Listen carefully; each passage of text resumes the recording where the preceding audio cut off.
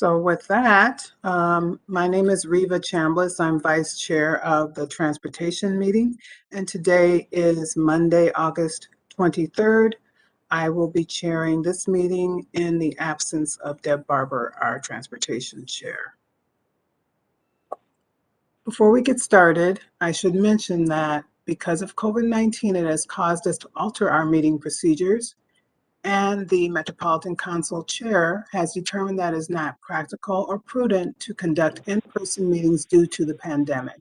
The Metropolitan Council and its committee and advisory committees will conduct meetings in accordance with Minnesota statutes, section 13D.021, and members will participate by telephone or other electronic means. The public is encouraged to monitor this meeting remotely via our website and YouTube. The public may also submit comments to public.info@metc.state.mn.us, and we will respond promptly. Because we are conducting the meeting electronically, all votes must be taken by roll call, and when we do so, Becky will call the roll in alphabetical order.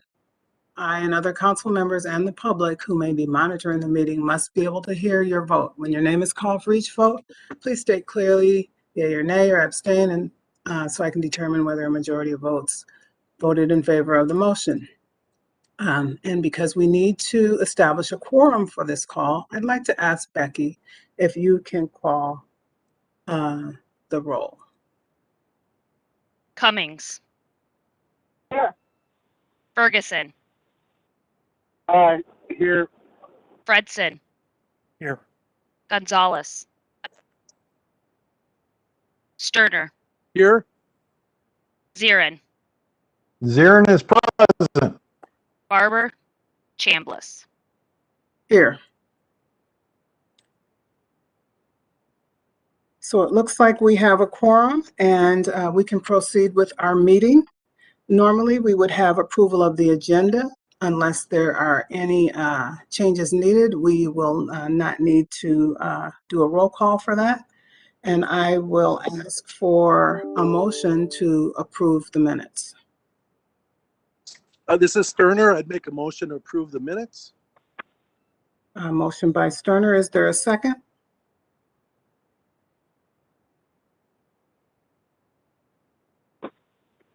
Is there a second on the minutes? Somebody muted? Cummings second.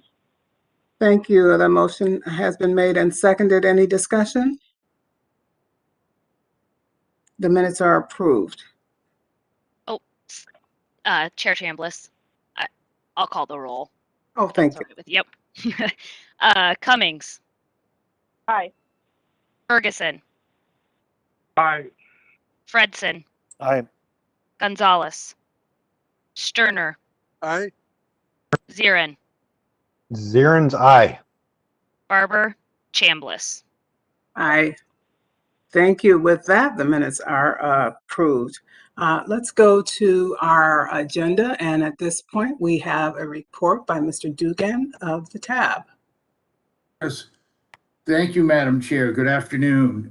And also good afternoon to you honorable members of the committee and General Manager Koistra, Acting Director Venowitz. And of course, thank you, Becky, for getting all this organized. A brief report today, which I'm sure you'll be sad to hear, but it will be brief. We can get you out of here early. There's only one action item that is coming from the TAB to you, and that will come on September 13th. And it's the public comment report for the Transportation Improvement Plan, the TIP. And also the main item of business at TAB last week was the update on the regional solicitation, which Steve Peterson will present to you as information item number 3 today. The TAB chair also wished to relay that due to the regional solicitation deadline for the new application and work of this fall, we are having TAB is having an extra executive committee meeting and an early start in September. From MnDOT, the MnPass lanes on 35W have become easy pass lanes. On 35W, that includes 35W, 35E, and 394. Easy Pass means that it connects the Minnesota Express system to 19 other states in the Midwest and East Coast. And for the rush hours of 6 to 10 a.m. and 3 to 7 p.m. Monday through Friday, buses, motorcycles, and vehicles with 2 or more riders can travel free for no charge on the Easy Pass. The TED grants from MnDOT are out for solicitation. These are called the Transportation Economic Development Grants. They started in 2010, and to be eligible, there must be measurable impact and job creation, or measurable economic impact and job creation. MnDOT supplies up to 70% of the cost. There is the MnDOT program specifies or targets state highways. There is a parallel program that DEED runs called the TED infrastructure, so the TEDI, the TEDI grants, and those are for local roads and other types of transportation. From the MPCA, school bus replacement, school bus update and replacement solicitation is open, and this applies this time for non-electric vehicles, and it covers propane, diesel, and gas-powered buses. The off-road RFP will come this fall, and Minnesota, as you know, adopted the Clean Car Standards rule, and that applies to model years 2025. From the MAC, and this will be a little bit more lengthy, but if it's okay with you, all of you, I like to include this because it can be the type of thing that you may get asked by a constituent because it affects them every day in their lives. As I'm sure you know, the TSA extended the mask mandate at airports and on airlines through January 18th. It was due to expire September 14th. The testing and vaccination sites at the airport are still open and operating. General passenger levels are down are at 65% of 2019. TSA checkpoints are now regularly above 60% of pre-COVID check-ins, and only 31 routes remain suspended, down from 105 in May of 2020. In July, airlines out of MSP flew 1.6 million seats. This time last year, it was 950,000. And in July of 2019, it was 2.1 million. And good news, and that's good news, but Delta's added service to Cancun, Calgary, Amsterdam, Mexico City, Iceland, and Paris. And Air Paris and Iceland Air will be coming to Minneapolis, started coming to Minneapolis in June. They expect additional service from KLM and Air Canada, and Delta this fall will be adding service to London, Seoul, and Tokyo. Aer Lingus, the Irish airline, will not restart Dublin service in 2021. Condor, the Frankfurt, Germany-based airline, has resumed flights to their main hub, Frankfurt. And domestically, MSP, much to its credit, has added 25 seasonal or year-round routes from 5 airlines. And Allegiant is becoming the 18th airline to serve MSP, and they'll be going to North Carolina and Florida. And the valet garage on Terminal 1 is open.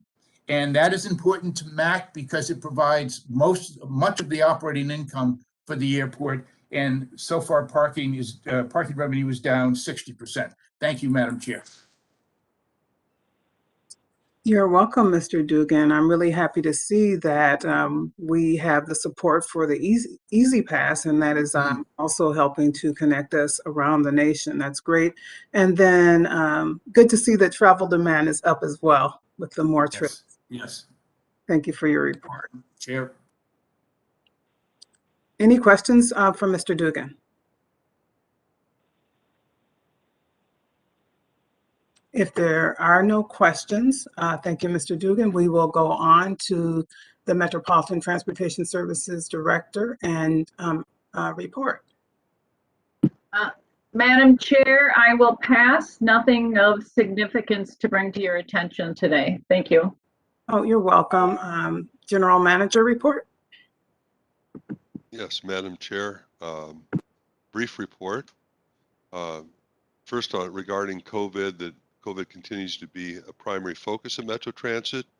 Now, since the start of the pandemic, we've had 487 total cases among Metro Transit employees. In recent months, in June, we had 2 cases total. In July, we had 4 cases total.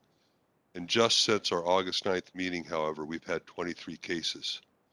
So we are really mirroring what's going on in the state, and certainly concerned about this and watching the impact of the Delta variant on our employees and on our services. Last week, the regional administrator announced that beginning till October 11th, Metropolitan Council employees must be vaccinated or submit to weekly testing. The COVID Incident Command Team is working to operationalize this new requirement. But I will say, with over 3,000 employees at Metro Transit alone, this is going to be a huge undertaking for us. We have had a number of challenges throughout the COVID period that we have taken on and addressed, and this will be yet another one, and I have confidence that we'll make this work. I'll also mention the federal mask mandate for public transit was extended. Peter mentioned that as it applies to airlines, but that also applies to public transit.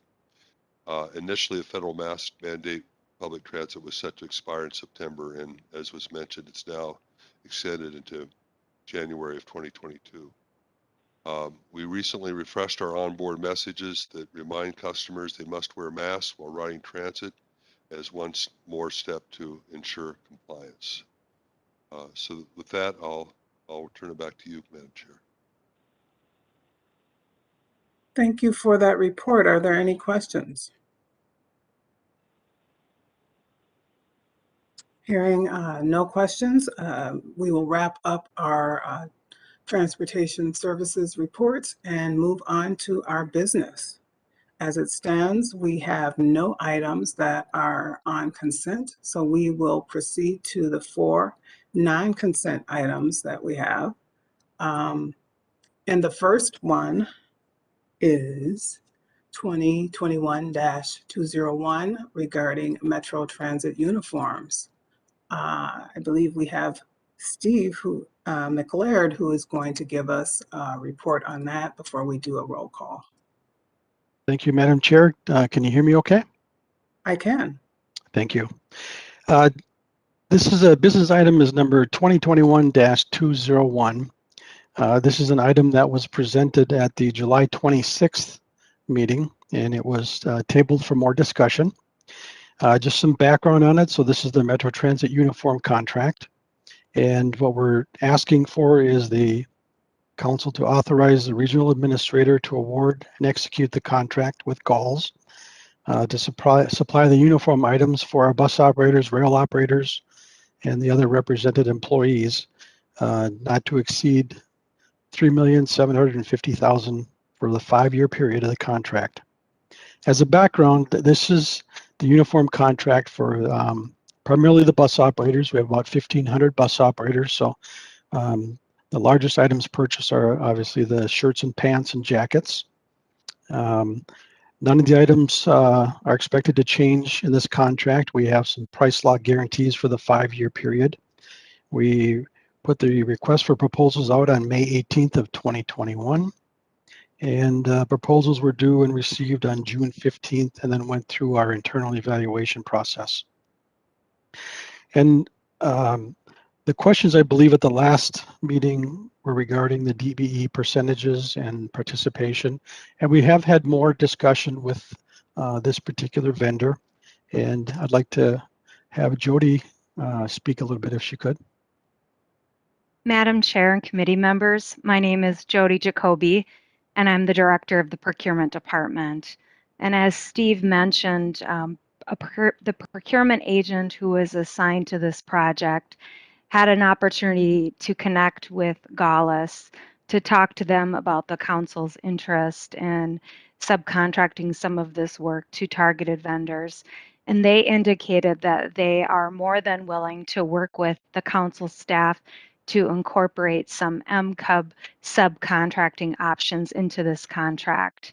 And from the Office of Equal Opportunity, Elaine Ogilvie, who's the Small Business Program Supervisor provided a list of MCUBs from the directory, which we then turned over to Gaulis. And following execution, if this contract is executed, they mentioned that they will specifically work with the council and council staff to have some subcontracting, including screen printing, embroidery, and alterations.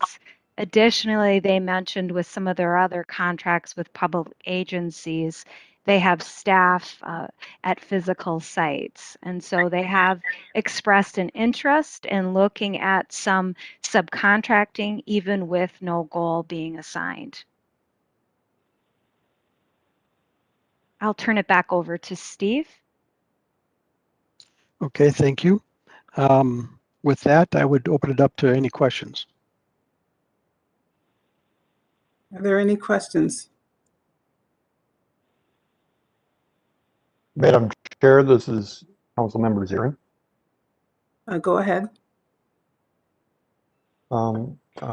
Madam Chair, my question is around, we have agreements with our ATU operators, provide them with these uniforms. Are we in jeopardy of maybe having a grievance or not fulfilling that agreement going forward? That's why I felt strongly to vote no on tabling this the last time that this came to the committee. I'm concerned about having things delivered in a timely manner. Can we speak towards that? Madam Chair, I can answer the question. Sure.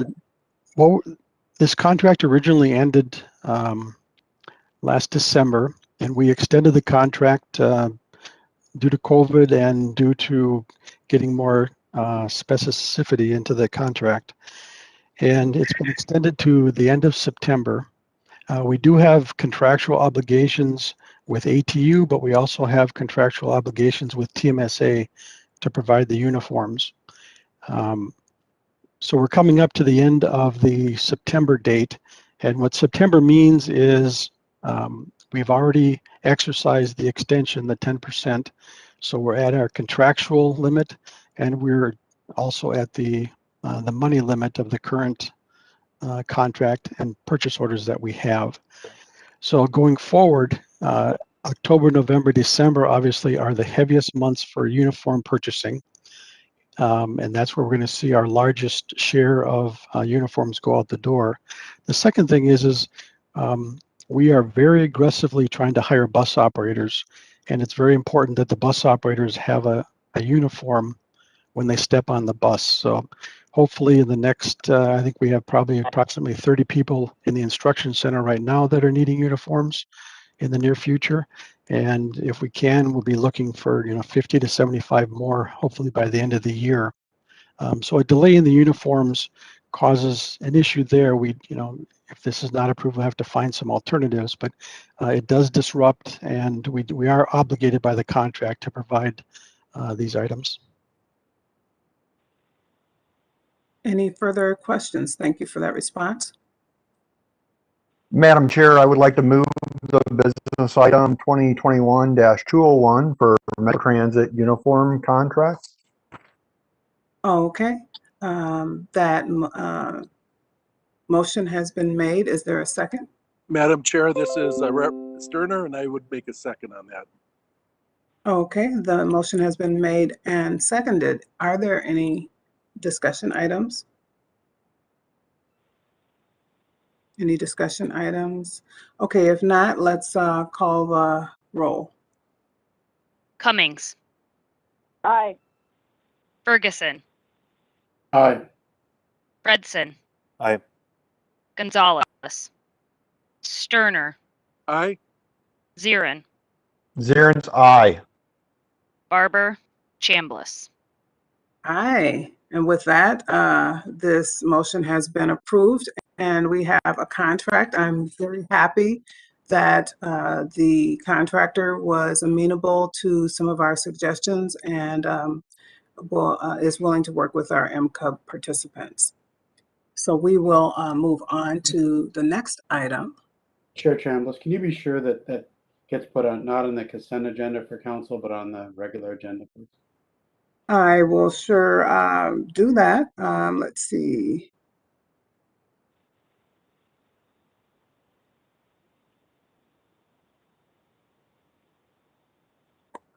Okay, so going on to the next item, 2021-209, Metro Purple Line BRT, Historic Preservation Section Memorandum of Agreement.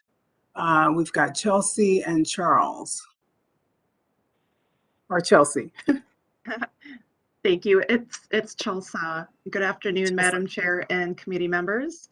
My name is Chelsea Johnson, and I am the environmental lead for the Purple Line BRT project. I knew I was going to say Gold Line because I also work on that project too.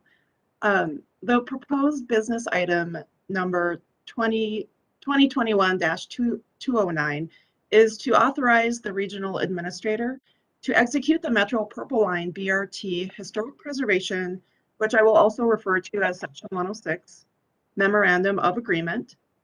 The Purple Line project is advancing under FTA's Capital Investment Grant Program and may receive federal funding. Therefore, it must comply with the National Environmental Policy Act and the requirements of Section 106 for historic properties. Both NEPA and Section 106 require the federal agency to consider the impacts or effects of their proposed project on historic properties. The Section 106 process really involves just 3 key steps. That first step is to look at and identify historic properties that may be affected by the project, and then to assess those effects as a result of the project. And the third step is really to look at ways that we can avoid, minimize, or mitigate any of those adverse effects on the properties. And, based on the anticipated effects to some historic properties for this project, the FTA, through consultation with the Minnesota State Historic Preservation Office and other consulting parties, have determined resolution of these effects require a memorandum of agreement. This agreement documents adverse effects to the properties and associated avoidance, minimization, and mitigation measures identified through formal consultation. A few examples of these measures applicable to this project include consulting party design review, implementing design requirements to conform with Section 106 design standards, as well as developing construction protection plans for properties that may need protection during construction. The consulting parties have drafted this agreement, which was included really as just a draft version in the environmental assessment that was available for public review and comment this May and June. So the final step in the process is to sign the memorandum of agreement, which marks FTA's compliance with Section 106.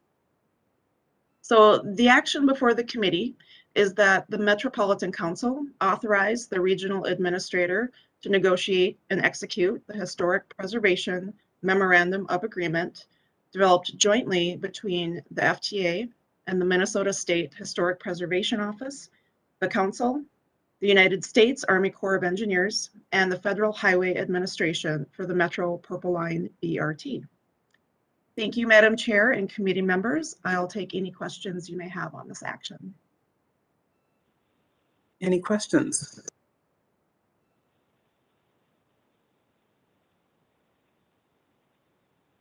I am not seeing any questions.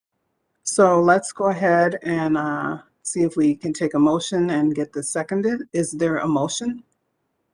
Chair, this is Fredson. I would move the staff recommendation. Okay, a second.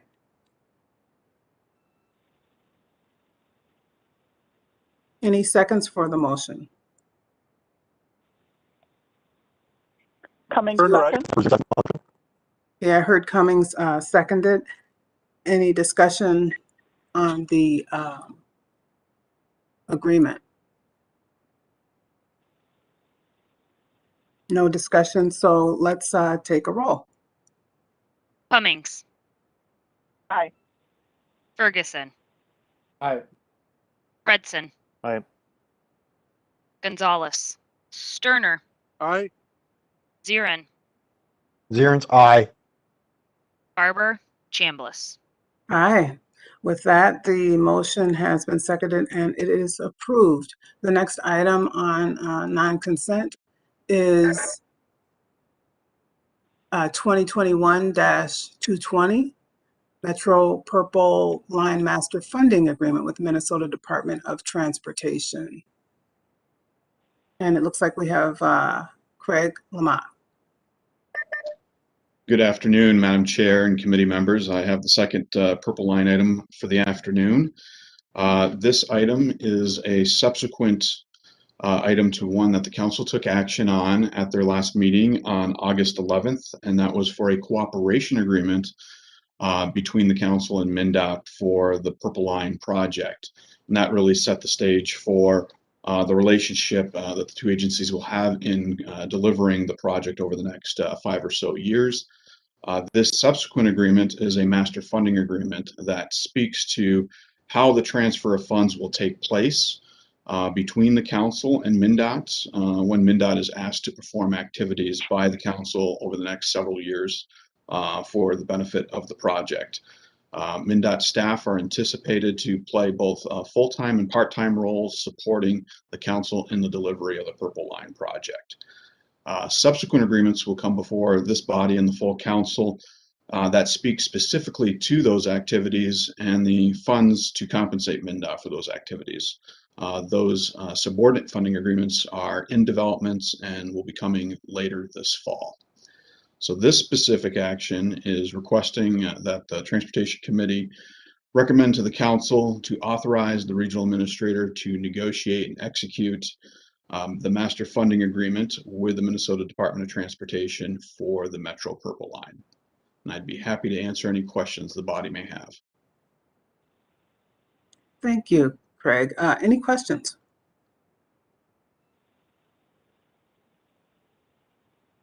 Looks like there are no questions. Is there a motion to accept this funding agreement?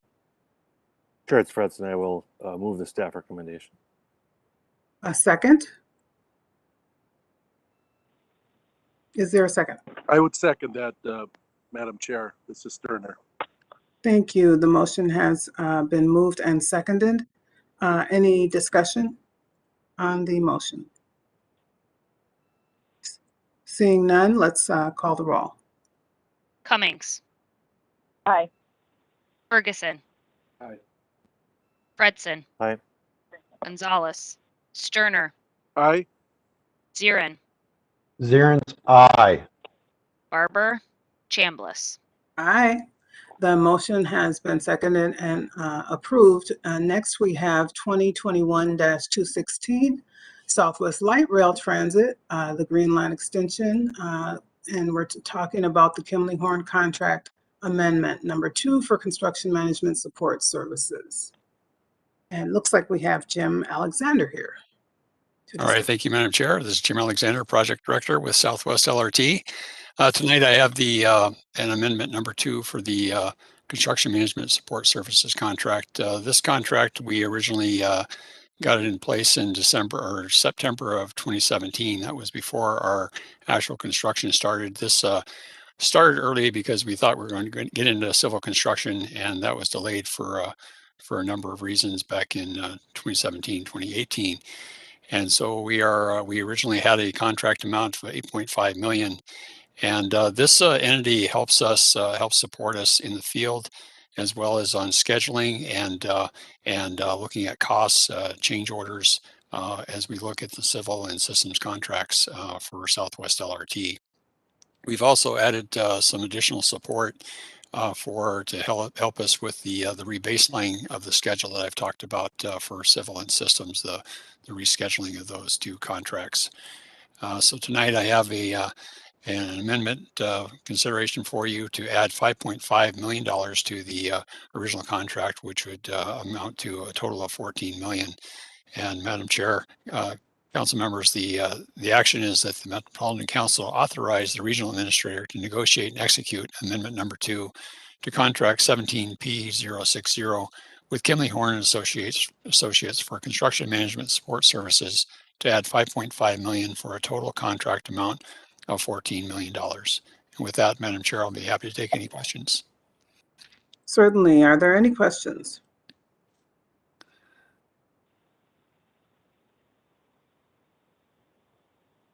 Seeing none, is there a motion to accept this contract agreement? Cummings moves approval. Is there a second? Fredson, I'll second. Okay, a motion by Cummings, Fredson seconded. Any discussion?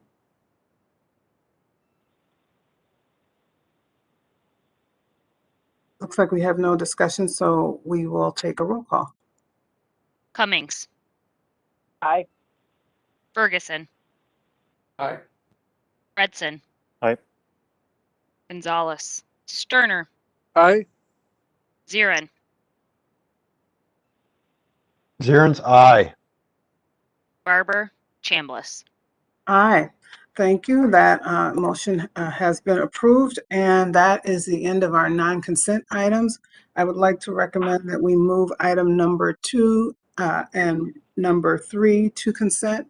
It's been suggested that we move item number 1 to non-consent, and I'll recommend that number 4 also goes on non-consent. Any questions or concerns regarding that?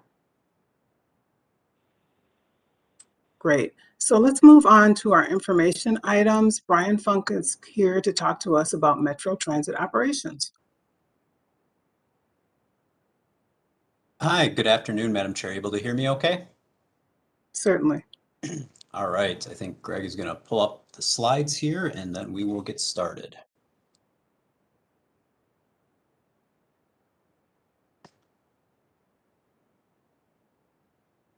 All right, thank you everybody. I'm really happy to be here. Again, good afternoon. My name is Brian Funk and I'm the Acting Chief Operating Officer for Metro Transit.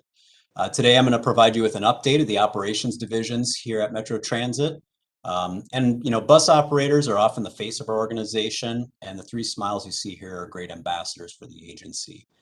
From left to right, we have Abdul Razik and Malika from the Martin Reuter Garage, as well as Fasil from our South Garage. They each volunteered to be part of our new marketing campaign, which is really targeting the personality behind the uniform. And we're happy that they participated, and as well as everyone else who's jumping into that for this fall. Next slide, please. As this slide illustrates, despite impacts from the pandemic, Metro Transit remains a large operation. More than 2/3 of Metro Transit's employees work within the operations divisions. And I have to say, I'm amazed by the work that's done each day. I've been here for more than 19 years, but every day there's miracles that happen to ensure our service is delivered on the street or on the tracks. More than 900 buses and trains head out for service each day, and happy to say that we're back delivering more than 100,000 rides each weekday. In addition, our operators driving the buses and trains have delivered on-time performance at very high levels, as you can see in the pie charts below. And our maintenance teams have ensured that we have exceptional reliability with meeting our miles between service calls, which is a key metric for ensuring our vehicles are there as promised. There's a link here to even more facts behind the numbers, but I just wanted to give you a brief overview of that. Next slide, please. Before we go too deep into the current status, it's worth mentioning, of course, the state fair starts this Thursday, and so I'll provide a little bit of an update. As you can see across the top, masks are required on transit. The general manager made sure everyone was reminded that masks are going to be required at least until January of next year, and so we will have masks available for anyone riding the state fair, but if people want to bring their own, we'll appreciate that as well. During our current staff, or due to our current staffing levels, we've made a well-covered decision to reduce the state fair express service so that we're able to maintain our focus on regular routes. It's not fair to anyone if we have to choose one or the other with limited resources. And much like many providers, especially in our industry, we simply do not have extra operators to be able to provide as much service as we would like to during the 12 days of the fair. And so where we landed was 3 sites on all 12 days, 9 to midnight on weekdays and 8 to midnight on the weekends. We used a balance of prior demand as well as geography to select those locations. In the end, we ended up choosing 28th Avenue Park and Ride in Bloomington, the County Road 73 and 394 Park and Ride in Minnetonka, and the Cottage Grove Park and Ride.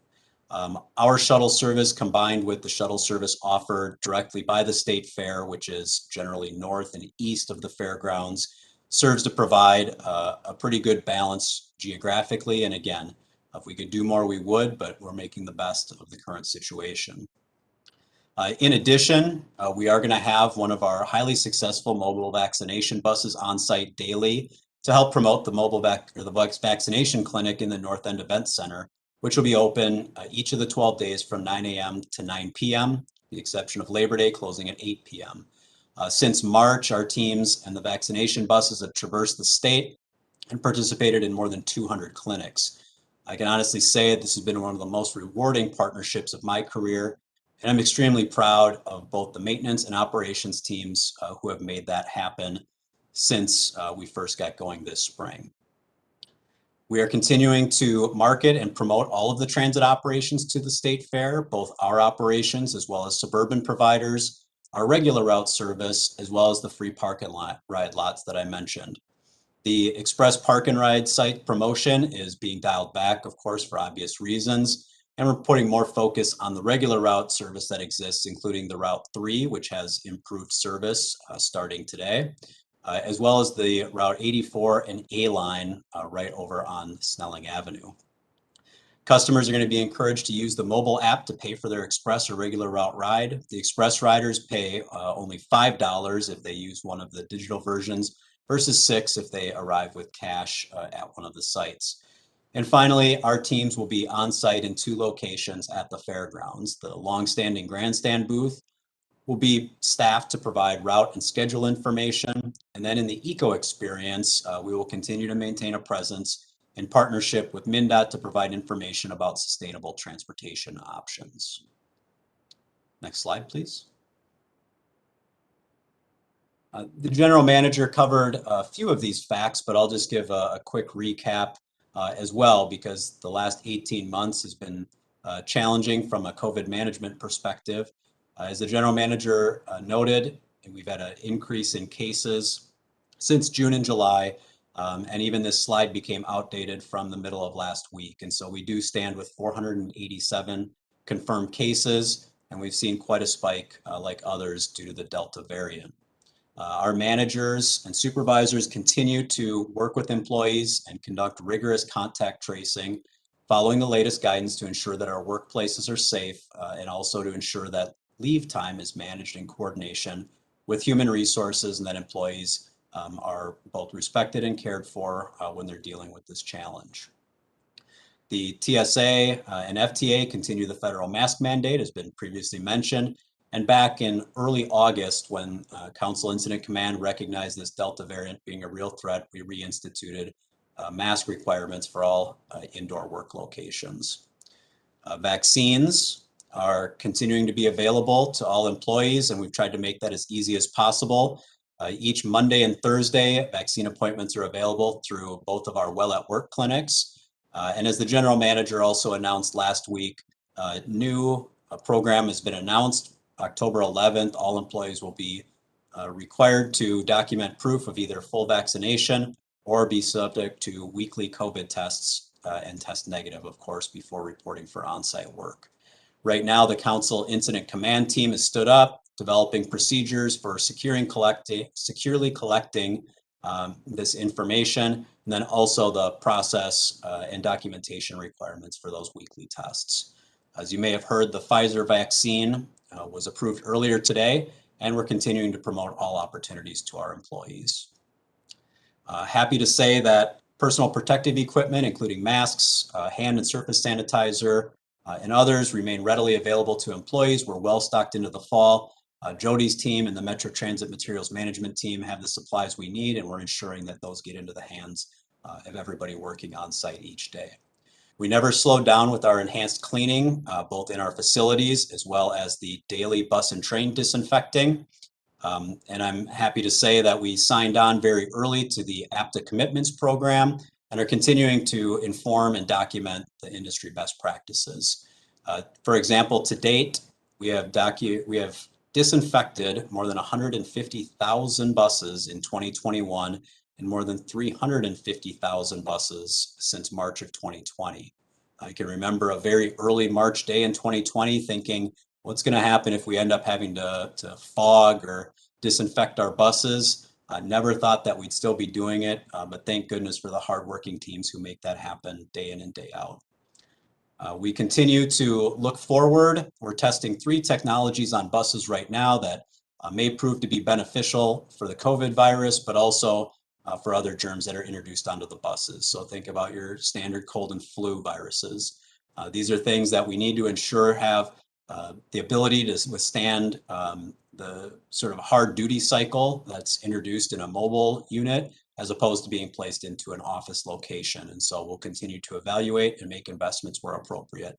And finally, as shown in the picture here, our rail maintenance teams, as well as the bus teams, have upgraded onboard air filters for all of the light rail vehicles, the North Star passenger cars, and as I mentioned, the buses to the highest MERV levels available that are still able to allow airflow so that our HVAC systems can function properly. Next slide, please. On to staffing. Just a couple of our key positions identified here. With the service changes over the last weekend, with our bus operators, we're actually 66 operators below our ideal.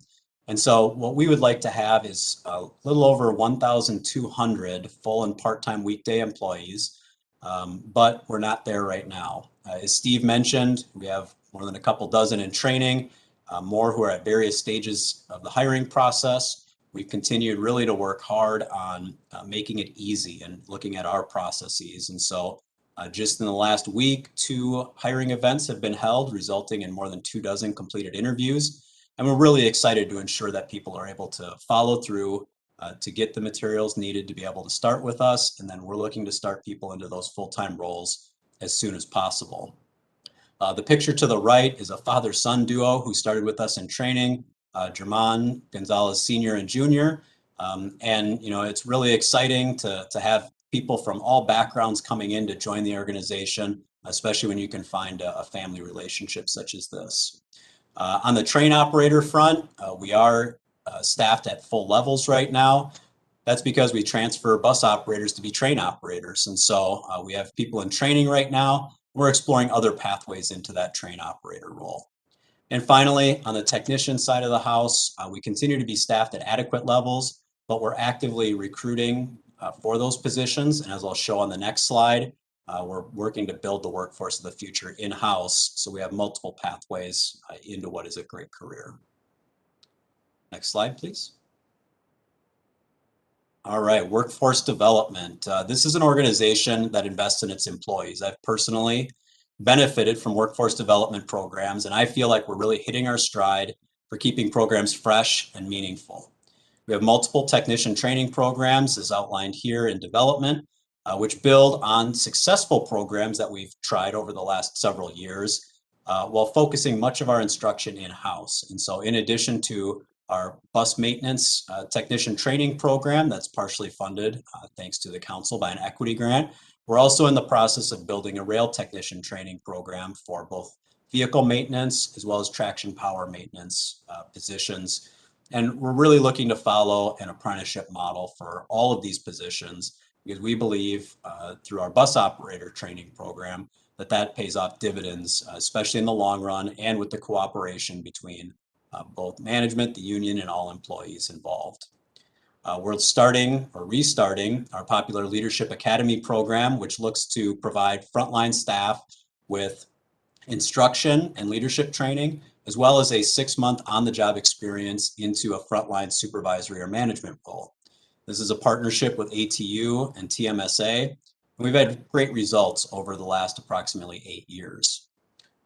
Likewise, as we look to build towards the future, we're also eyeing up a program that would create a pathway for a train operator to rail supervisor on the job experience. The rail supervisor position encompasses both the rail control center as well as the field aspects, and we think that it would be prudent to make an investment into current train operators who are interested in moving forward but might not meet the minimum requirements that this could satisfy. A couple more things for bus operators. We are continuing our well-respected and second in the nation bus operator apprenticeship program, something that no other driving company can provide, especially locally. We're expanding that from a 12-month to an 18-month program to allow for additional mentoring and training opportunities. And then we're continuing our Red Kite resiliency training. This has been a program that has really started to pay dividends over the last couple of years. It's an intensive program, but we think really hits the mark for employees who are out working with the public in all sorts of circumstances, day and night, 365 days a year.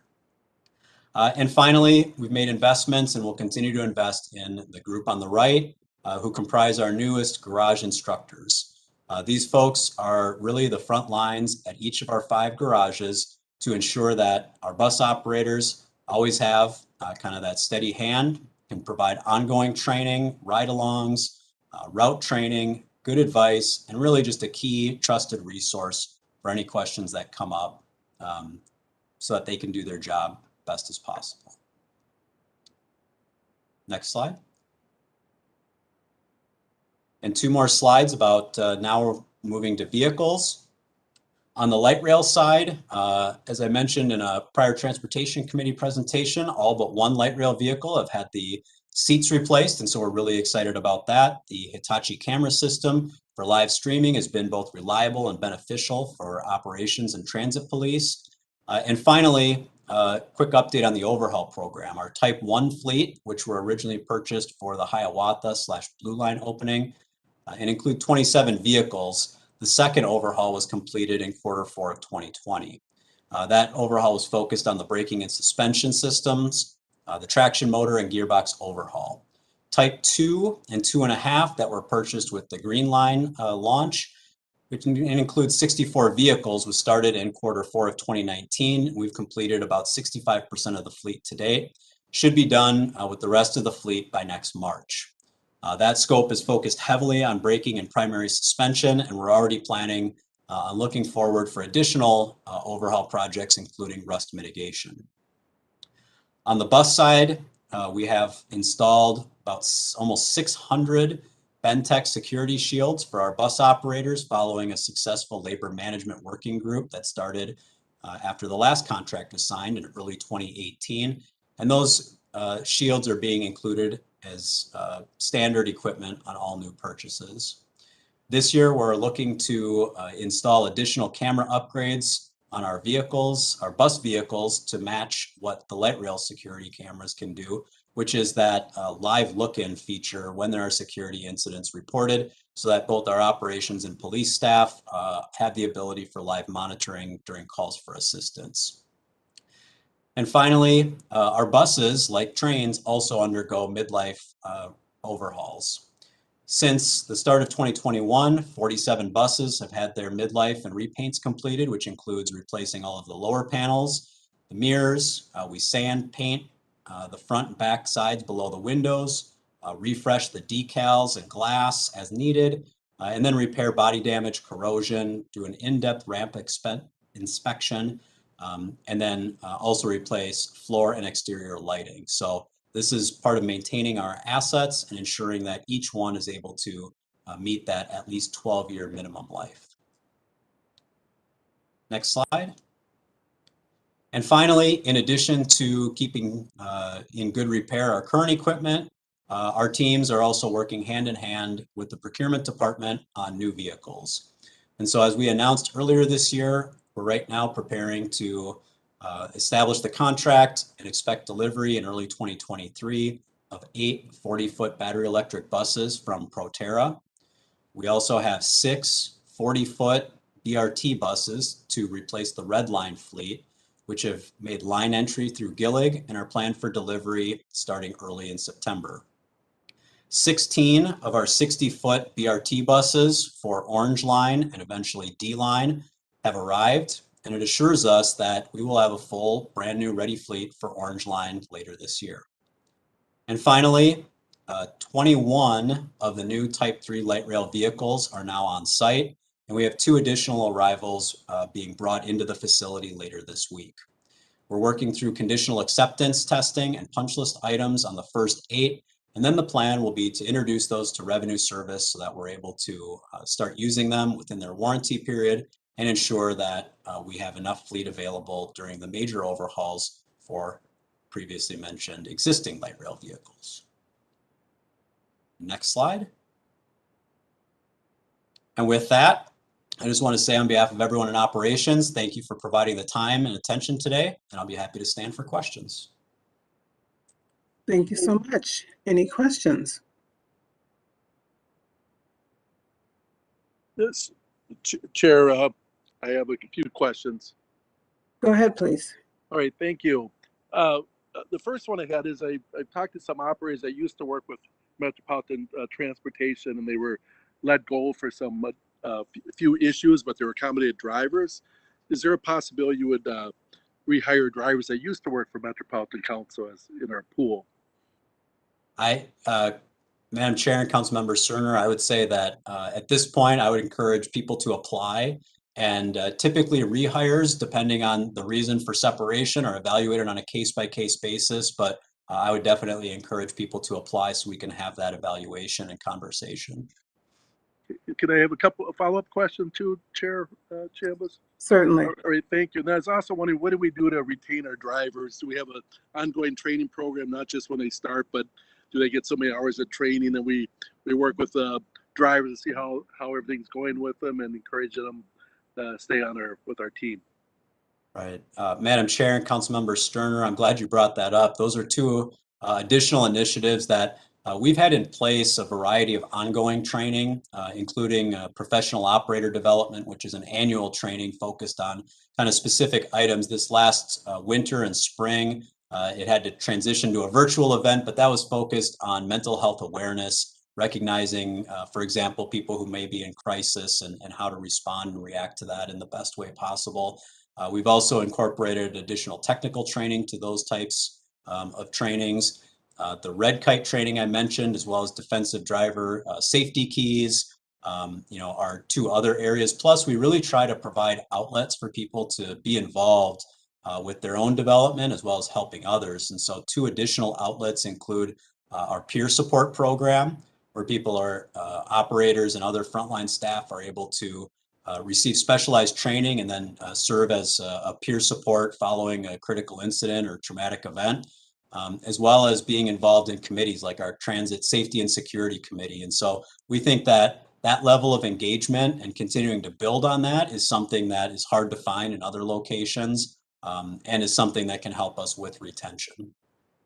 Thank you. And I just had one more question, Chair Chambliss. My other question has to do with the vehicles and kind of reducing our carbon footprint with the state initiative to reduce it. Are we looking for other options than diesel buses in our next purchases? And are we like in focus groups and working with the different manufacturers that to come up with some other solutions other than diesel buses? Madam Chair and Councilmember Sterner, another great topic. Thank you for bringing that up. And that is something we're actively working on right now. And as you may recall, earlier this spring, the council approved a series of work orders, which includes a zero emission bus transition plan.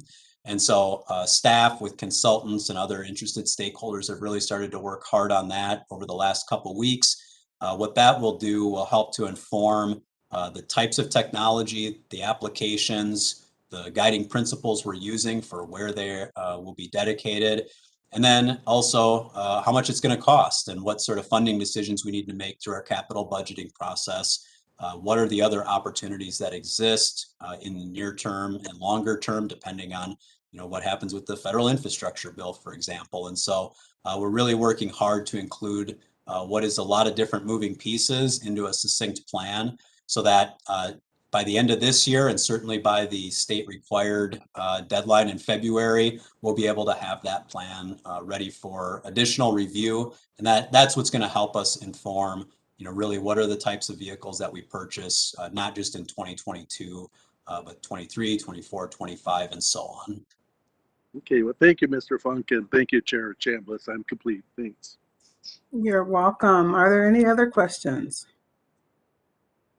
Chair Chambliss, this is Councilmember Raymond Zarin. I have a question. Go ahead, please. Go ahead. Thank you. Mr. Funk, I'm wondering about our 8 electric buses. Are they all in service?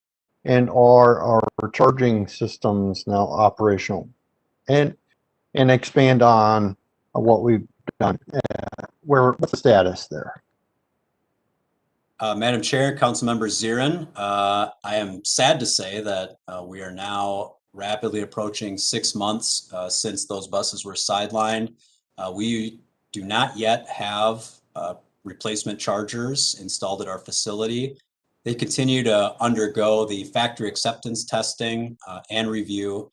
We've made a strong commitment to not accept chargers until we know that they're ready for the service that we need to put them through.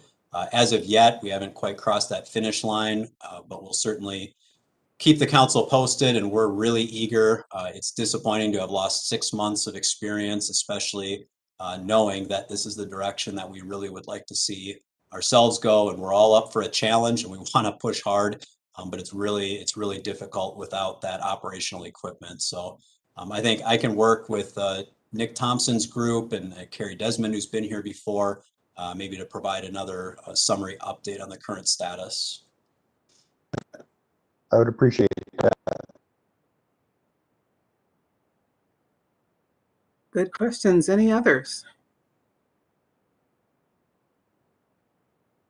Okay, our next information item is the 2021 second quarter ridership report. Good afternoon, Madam Chair and committee members. I'm John Harper. I'm manager of contracted transit service in MTS. I'm here today to present to you the second quarter ridership, 2021 second quarter ridership report. And be aware that this is Met Council's ridership. This is not a regional picture. This is just the ridership for the agency. And every quarter, Eric Lind and I, traditionally in the last couple of years, have presented. Today, we're going to just be a very brief presentation, and it will be just me presenting to you today. And so we'll get to it here and make it a short presentation. Next slide, please. Just to set the stage, this graph here shows the last 18 months of ridership, and just want to refresh your memory on some things that are certainly top of mind for us all, but just to put them on the record here for this presentation, and that is to identify that our reaction to COVID, or the COVID pandemic, really began in earnest at the end of March last year. And you can see the 2020 line drops precipitously between March ridership and April ridership. We did have a system shut down in the wake of George Floyd's murder in second quarter of last year, and you can see the impact there in the May-June timeframe. And so this presentation is the first presentation where we will get a real snapshot of a COVID to COVID comparison. So you'll just see a few slides here. We start with a year-to-date comparison, and then we'll go into a quarter two comparison. We can go to the next slide. One item I want to bring to your attention here that isn't on any of the slides is comparing quarter one of this year to quarter two of this year. And we've gone up from the quarterly ridership overall of about 7.6 million rides in quarter one to 8.3 million rides in quarter two, which is a 10% increase. And so, you can see that on that last chart, and you'll see it here as we move through the slides. So this slide has been in each of the presentations. This just shows the breakdown of the modes and type of service that we provide, and as usual, local bus is the workhorse. Rail, light rail service is the second largest chunk of our ridership, and at this point, BRT is the third largest chunk, and for reasons that we all understand, commuter and express has a much smaller impact in our world in 2021 than it did in the first portion of 2020. So next slide, please. This is year to date, so this includes quarter one and quarter two, and this really shows some of the changes that Eric Lind and I have talked about over the last few presentations, and that is when you look year to date from 2020 to 2021, there is a reduction in ridership, and that's because the first quarter of last year did not have COVID impact, whereas COVID has impacted the entire year this year. And you can see those numbers here. So next slide, please. When you compare just quarter two, the picture is a bit different. We can see that from the depths of COVID in quarter two of last year to the quarter two numbers this year, we are beginning to make our way back. And as I mentioned earlier, we're up 10% from Q1 of this year, and we are definitely up from quarter two of 2020. The one item I want to point out here is the Metro Mobility ridership. When that was reduced due to COVID, we replaced, that was down to about 50% or less, actually less than that of base. We are now up to about 90% of base when you look at the demand service. And you can see that increase here of about 150% compared 2021 to 2020. So demand is getting almost back to where it was pre-COVID in the Metro Mobility demand service. And the agency service, those rides that we provide to day training and habilitation, adult daycare, those agency type of rides have not come back due to a number of reasons. And that's really where we see the potential for the Metro Mobility to continue to grow, to get back to pre-COVID. So I just wanted to point that out on this slide. The picture is very good on this slide overall in all the modes, and I just wanted to point out that as one item in particular. All right, so let's move to the next slide, please. This breaks down because bus mode has 3 different service types. This breaks down that into those 3 different service types, and we are seeing rebounds in each of those 3 service areas. That's the local service, our bus rapid transit service, and our commuter and express service. So everything is on its way up compared to second quarter of 2020. So those are all good signs on where we are headed in our ridership trends. So next slide, please. Last piece of information I want to share related to the ridership is when the ridership decreased due to COVID, we had capacity in our demand response services. We wanted to retain the drivers, as Brian was just talking about with Metro Transit and driver retention and driver hiring. We were concerned a year ago or a year and a half ago with drivers, operators in the contracted environment. And so we took our capacity and filled it with some non-traditional trips. And you can see those here. We did essential workers and healthcare workers. It's really 2 different names for similar kinds of workers, taking healthcare workers and others to jobs that they, frontline jobs that they had to be at. We did food shelf delivery and grocery delivery, and you can see those trends here.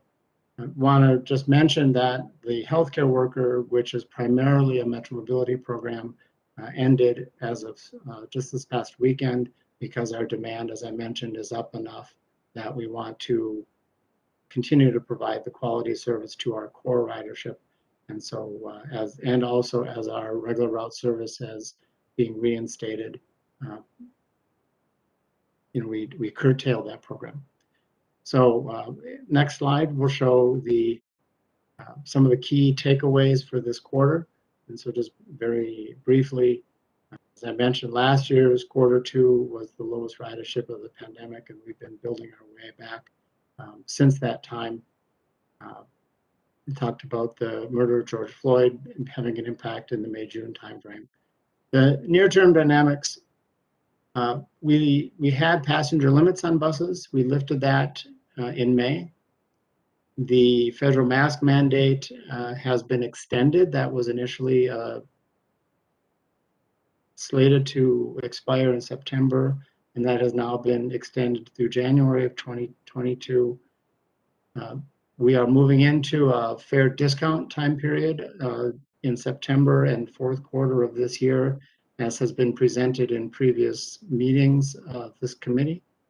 And there are some uncertainties as well around where we're headed within COVID. So those are just some things that we keep our eye on.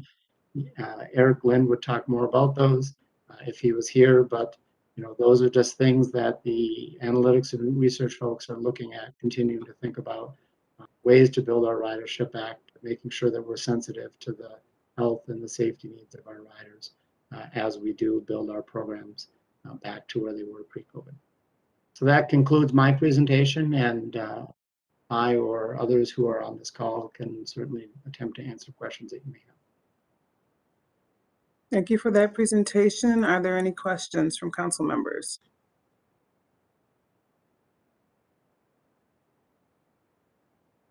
Sure. Councilmember Stoner.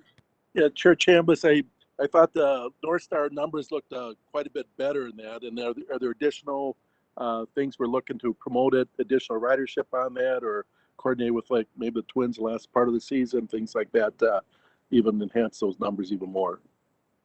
Mr. Harper. Sure, Madam Chair and committee member, I will certainly defer that question to any of the Metro Transit staff who are on the call. They would certainly be closer to those specific program items than I would be.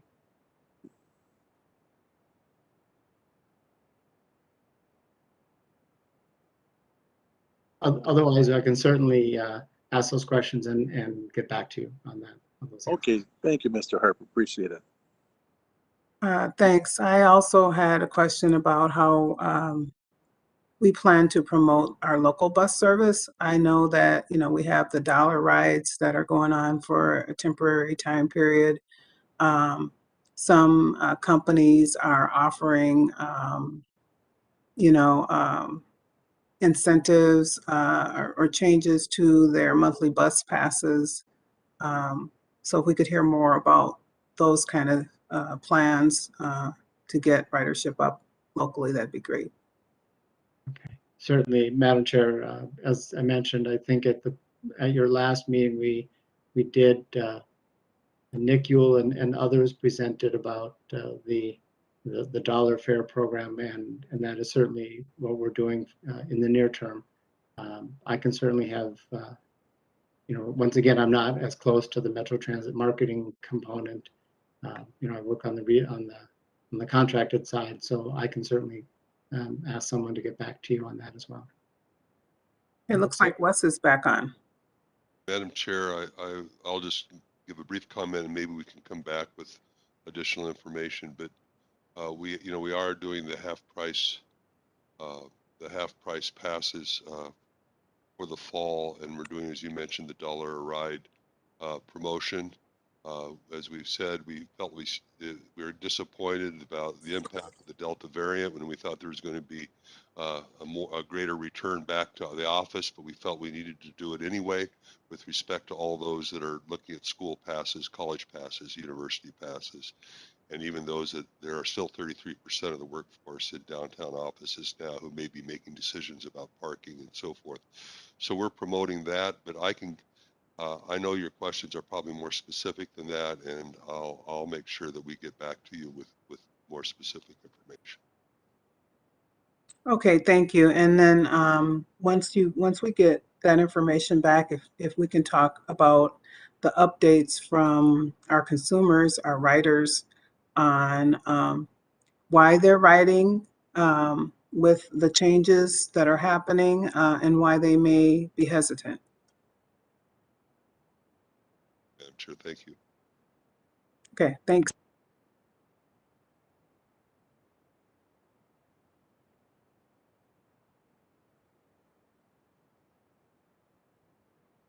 Chair, I think you're on. Oh, we have one more item of information, and that is regional solicitation by Steve Peterson. Okay, thank you, Madam Chair. Steve Peterson, I work in MTS planning, and we've come to you a few times a year on this topic, and thought this was a good time to update the committee on where we're at in this 2-year cycle on the regional solicitation. So next slide, please.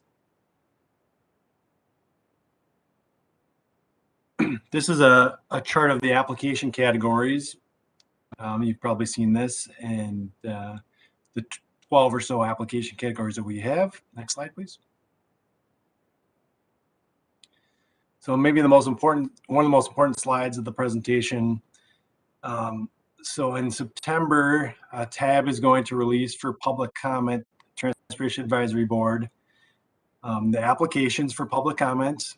That also includes a federal program called the Highway Safety Improvement Program that's run by MnDOT.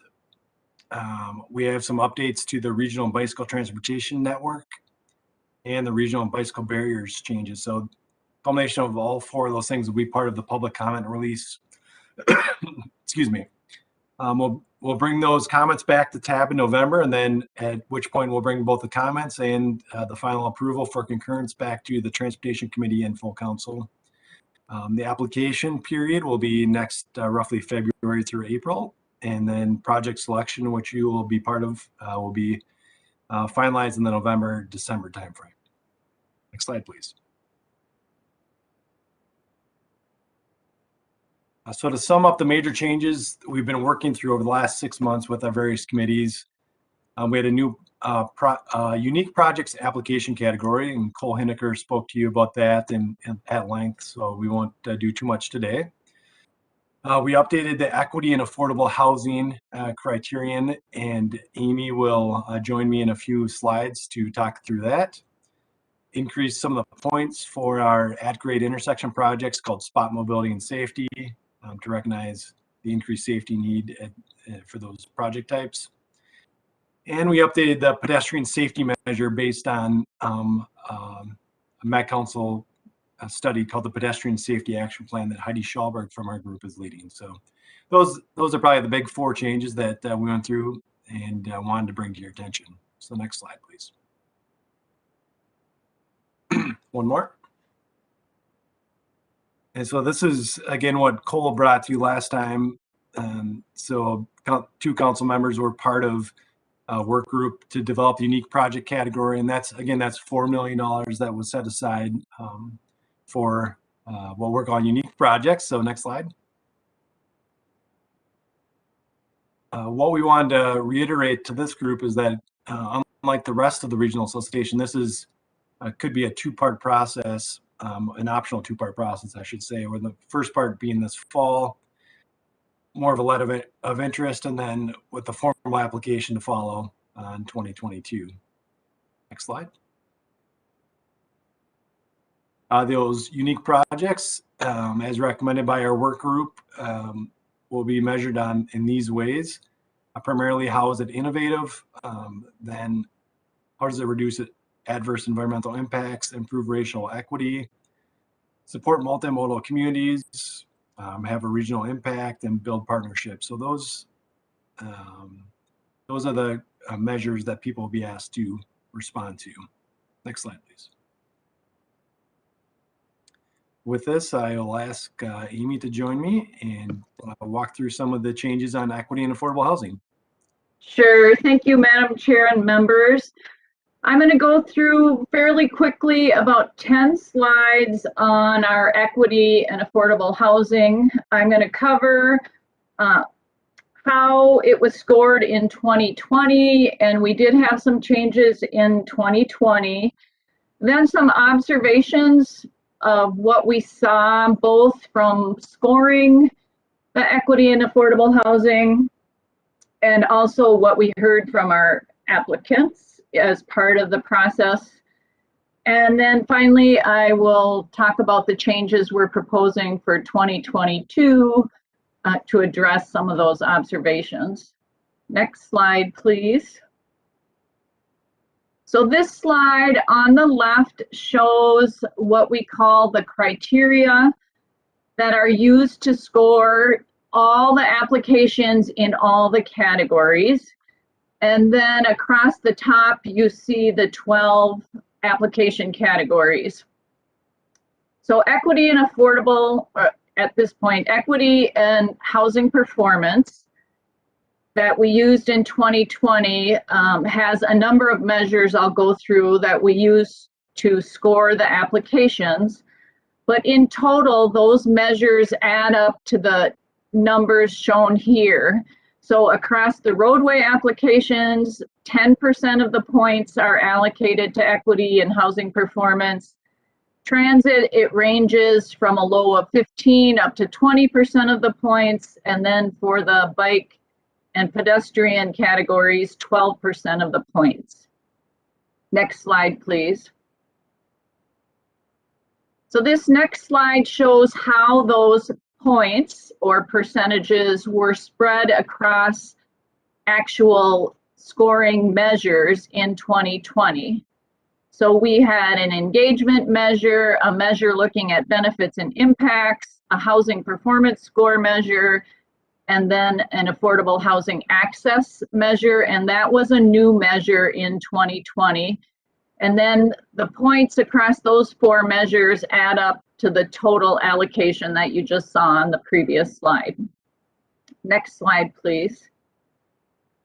So in the past scoring, the engagement measure, we asked applicants to describe and map what we generally term the equity populations. I do want to remind members that for the purpose of the regional solicitation, the definition of equity populations is broader than definitions used in other areas at points. So the definition includes both racial and low income populations, but it also includes disabled populations, youth, and senior populations. So our applicants are asked to map and talk about populations in any of those categories, and then describe the engagement that has taken place specifically with those communities and populations and the methods that were used. Under the benefits and impacts category, we then ask the applicants to describe the benefits that the project will provide, again, specifically to those populations, and also to think about any negative impacts and specifically whether they have not mitigated those impacts. We have in the past had an opportunity to award negative points, and moving forward, we are going to propose getting rid of the negative points. And then we had bonus points awarded only on the equity scoring last year.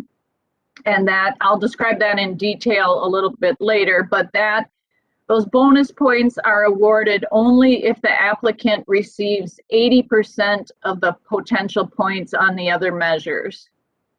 Under the housing measures in 2020, we had what is known as a housing performance score. We have used the housing performance score in the regional solicitation for a long time. And this is a score that is created and scored by our community development division. The housing performance score in the past has been used across other types of applications that the council awards funding under. And generally, we have in the past heard from our applicants that they do not like this score because it is somewhat out of control of the actual applicant. And it also is not specifically influenced by the transportation project itself.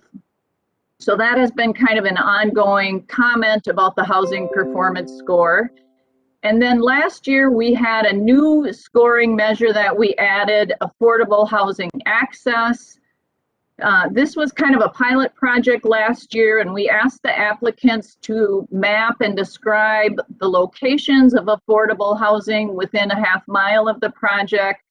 We also asked them to describe how the project might improve both access to the actual site itself of the affordable housing, but also access the residents might have to destinations such as child care centers, schools, shopping, food destinations, and work destinations.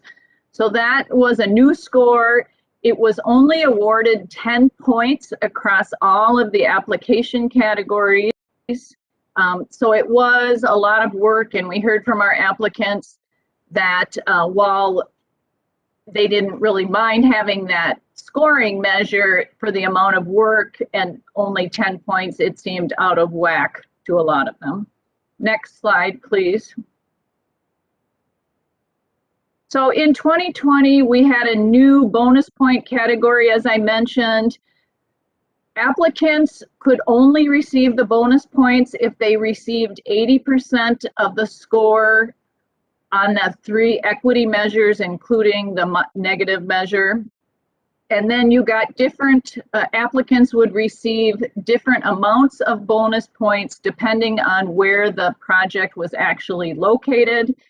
You can see in 2020, you received 25 points for projects that were located within areas of concentrated poverty with 50% people of color, 20 points for areas of concentrated poverty, 15 for census tracts where they were above the regional average, either for poverty or people of color, and then 10 points for all other geographic areas. In 2020, I do have a slight mistake on this slide. There were actually 11 projects that received the bonus points, and they were fairly well geographically distributed throughout the region.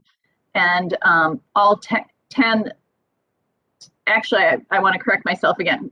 11 projects received the bonus points and 10 were ultimately funded. Next slide, please. So some of the observations, I've already mentioned a few of these. In general, we had a lot of low scoring projects. On the equity measures, either the applicant had not done engagement at all, or they had really just done general engagement, and they were planning on doing future engagement, but we did not provide any points for engagement that was planned into the future.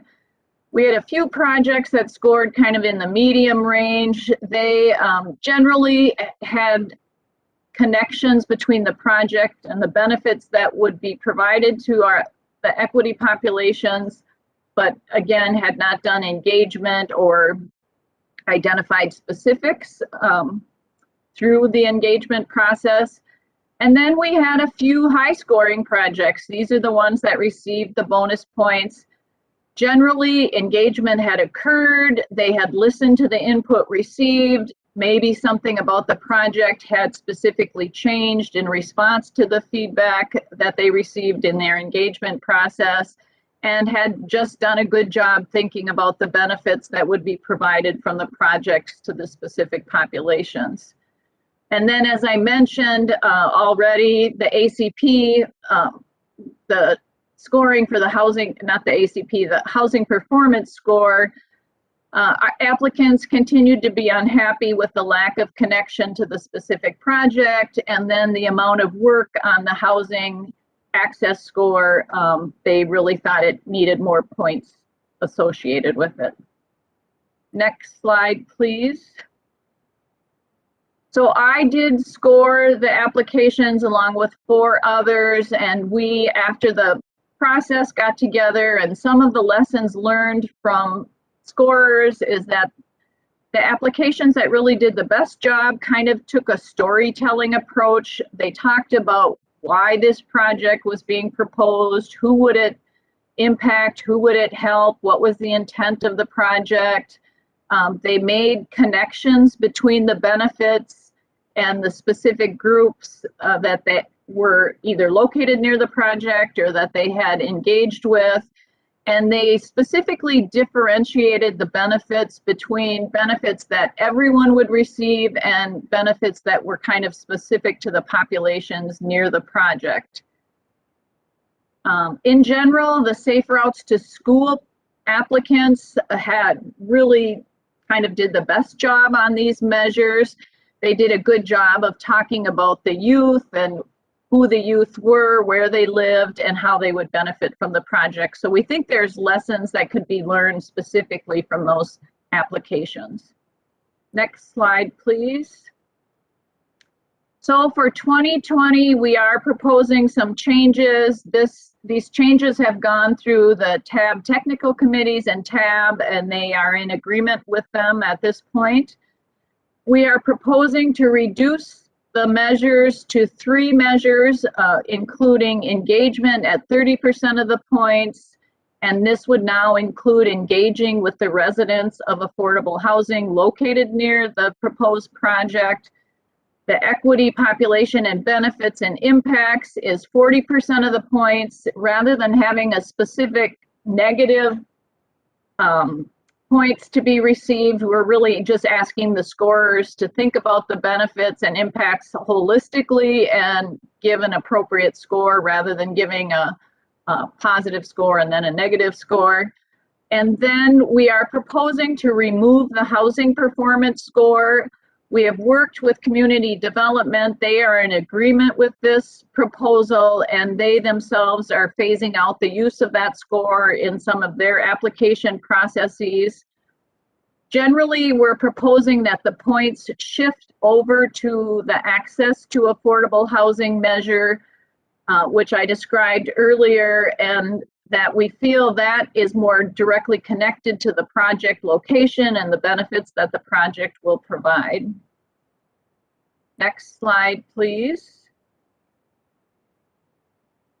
So this is how we are proposing that those measures be split among the application categories, which are shown on the left. What you can see on the far right is that we are not proposing to change the overall weighting of this category. It remains at what you saw for 2020, but we are spreading the points now across 3 measures instead of 4 and shifting the points around a little bit. Next slide. And then the final change we are proposing is that now the bonus points will remain, but that the bonus point scoring will apply to all 3 measures, including the access to affordable housing measure. Applicants must receive at least 80% of the points to receive the bonus points. And then we are proposing to remove the reference to the ACPs with 50% people of color. This, I know you've heard about this in past presentations with community development. This really is a phrasing that we're moving away from and trying to recognize the nuances that occur in areas of concentrated poverty. And so at this point, we will just have 3 tiers of bonus points, 25 points for areas of concentrated poverty, 15 points for census tracts that are above the regional average, either for poverty or for people of color, and then 10 bonus points for all other areas. I think that's the last slide. Next slide. And I can take any questions specifically related to the equity and affordable housing scoring. Thanks for that presentation. There is a lot to absorb. You can tell that this is really thought out. One question before I forget is the bonus points. If you take off the qualifier with the 50% people of color, I understand that unfortunately concentrated poverty is very closely linked to the concentrations of people of color. But without going through different iterations, I'm not sure what the impact is going to be when you had the total of 45. I'm wondering if we should take those points up from 25 to 30 or 35 instead of what is being proposed. But just a question for people to think about. Any other questions from council members?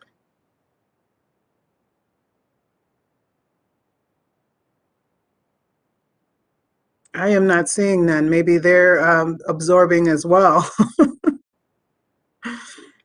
Madam Chair, if I might, in somewhat in response to your last suggestion, one thing, as I noted earlier, 11 projects received the bonus points and 10 of them were ultimately funded as part of the regional solicitation application. I think the one that was not funded missed it by 4 points.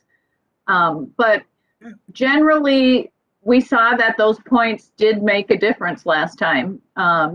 Oftentimes, regional solicitation projects by 1 or 2 points are on the cutoff line. And so for the 10 projects that were funded, those were very important points that I could let you know if it made a difference in their funding or not, whether they were funded, but it was a significant number of points for them. Yeah, if you could provide that information back to our committee, before we have to make decisions, I think that would be very helpful. And that would also trigger them to look at this again if we don't get a whole lot of questions.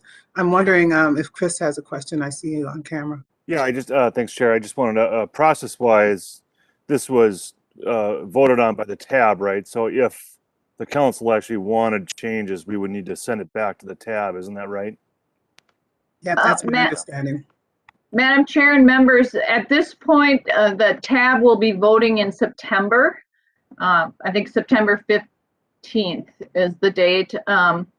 So this information item is an opportunity for you as the council to send back comments that you would like them to consider in their adoption. So I would say if there is a desire that the bonus points move upward, we would need that direction at this point in time to bring that back to tab. The regional solicitation then is released for public comment, as Steve noted. There would be after that another opportunity for tab to change it again, either in response to public comment or messages from the council, and then final adoption is in December. Thank you. Anything else by any other council members? Do we have a slide on the negative points from before? What typical things drop down the points? Madam Chair, I don't think we have the negative points on the slide. As a scorer, generally you thought about the benefits and then you kind of said, oh, is there anything negative? So in my instance, at least, it works better to think about them together. It's fairly difficult to come up with negative impacts and then assign points to that. I think we had one that I can think of in particular, but overall, there were not a lot of negative points that were ever assigned to any of the projects. Okay, that's helpful to know.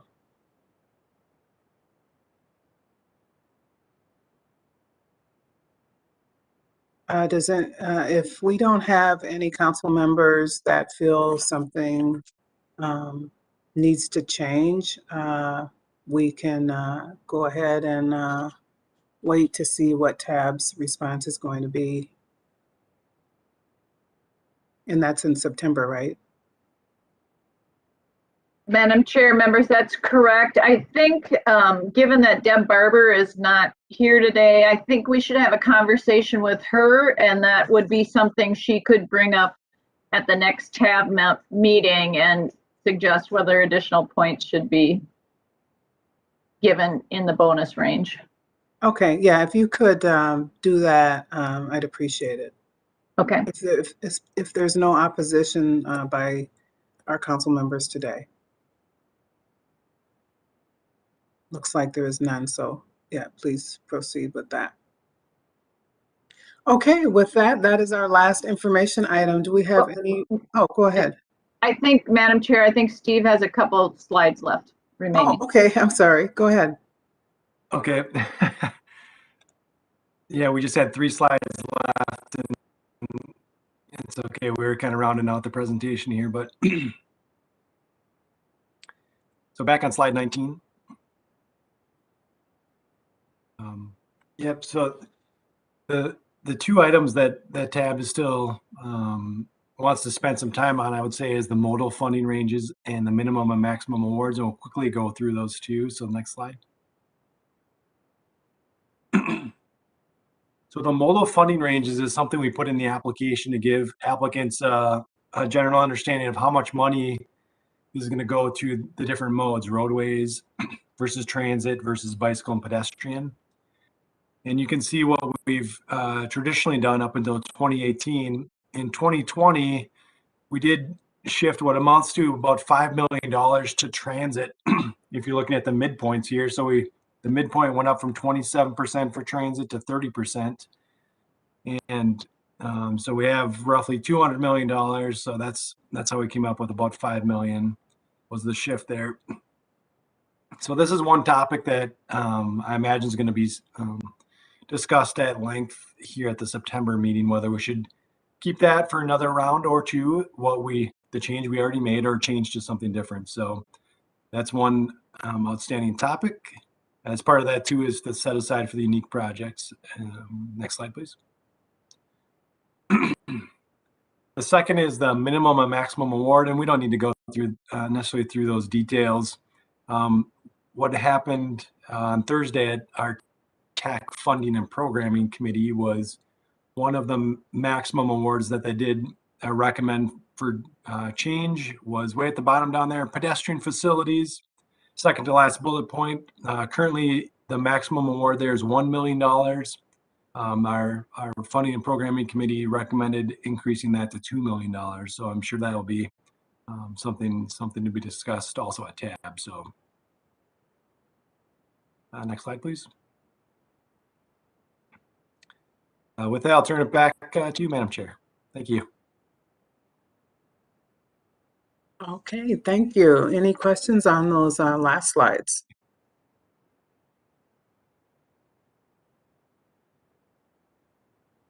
Looks like there are none. It's a beautiful day outside, and I'm sure everybody's anxious to get out and about. So this meeting is now. Oh, did you have a question, Chris? Or are you just going to get ready to say goodbye? This meeting is now adjourned.